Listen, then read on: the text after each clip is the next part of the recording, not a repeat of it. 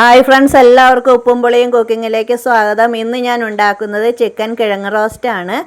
ഇതിനു മുമ്പ് ഞാനൊരു ചിക്കൻ റോസ്റ്റിൻ്റെ വീഡിയോ ഇട്ടിട്ടുണ്ട്. അതെല്ലാവരും ചെന്നൊന്ന് കണ്ടു നോക്കണം. ഇതിൽ ഞാൻ കിഴങ്ങും ചേർത്തിട്ടുള്ളൊരു ചിക്കൻ റോസ്റ്റാണ് ഉണ്ടാക്കുന്നത്. അപ്പോൾ അതെങ്ങനെയാണ് ഉണ്ടാക്കുന്നത് നോക്കാം. 2-3 സവോള, 2 പച്ചമുളക്, കുറച്ച് കറിവേപ്പില ഇത്രയും ഇട്ടൊന്ന് വഴറ്റിയെടുക്കാം.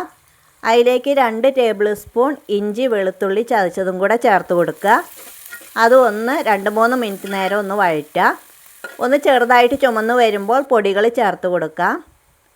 1.5 ടേബിൾ സ്പൂൺ മല്ലിപ്പൊടി, 2 ടേബിൾ സ്പൂൺ മുളക് പൊടി,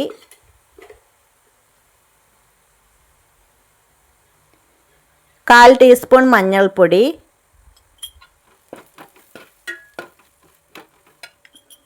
1/4 ടേബിൾ സ്പൂൺ മസാലപ്പൊടി, ചിക്കൻ മസാല.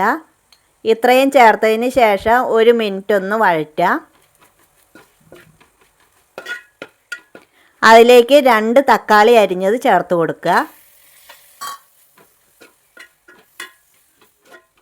അത് 1 മിനിറ്റ് വഴറ്റിയതിന് ശേഷം ഒന്ന് കൂട്ടി വെച്ച് മൂടി വെച്ച് വേവിക്കാം. ഉപ്പ് ചേർത്ത് കൊടുക്കുക.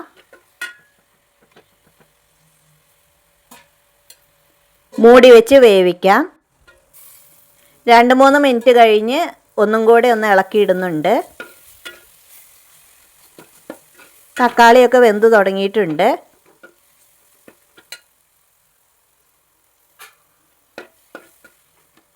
ഇനി ഇതിലേക്ക് കഴുകി എടുത്ത് വെച്ചിരിക്കുന്ന ചിക്കൻ ചേർത്ത് കൊടുക്കാം.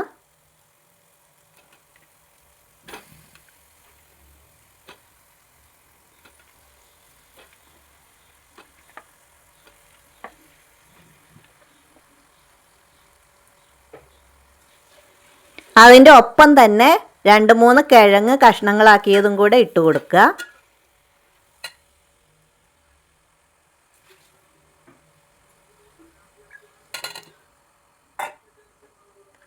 കിഴങ്ങും ചിക്കനും മസാലയൊക്കെ പിടിക്കുന്നത് വരെ നന്നായിട്ട് കൂട്ടി യോജിപ്പിക്കാം.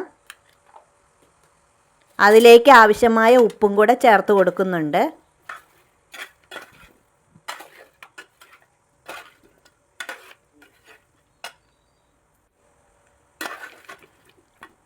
എല്ലാം നന്നായിട്ട് മിക്സ് ചെയ്യുക. ഇതിൽ വെള്ളമൊന്നും ചേർക്കേണ്ട ആവശ്യമില്ല. ചെറിയ തീയിൽ വേവിക്കുമ്പോൾ തന്നെ അതിലുള്ള വെള്ളങ്ങൾ ഇറങ്ങി വന്നോളും.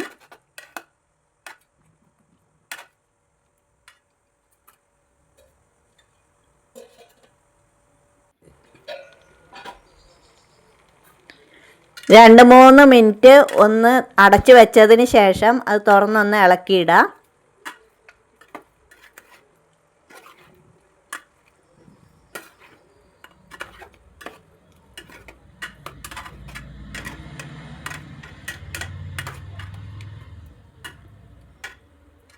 വീണ്ടും ഒരു 5 മിനിറ്റ് മൂടി വെച്ച് വേവിക്കാം.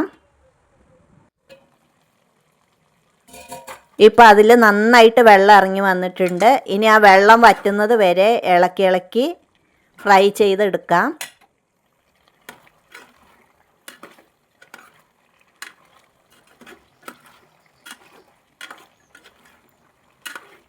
ഇനിയും വെള്ളം നന്നായിട്ട് വറ്റണം. അപ്പോഴാണ് അത് നല്ല റോസ്റ്റായിട്ട് കിട്ടുള്ളൂ. ഇപ്പോൾ ഇത്ര ആയിട്ടുണ്ട്. ഇനിയും അത് വഴറ്റിയെടുക്കണം. ഇനി കുറച്ച് നേരം കൂടെ ഒന്ന് ഇളക്കി വറ്റിക്കുക.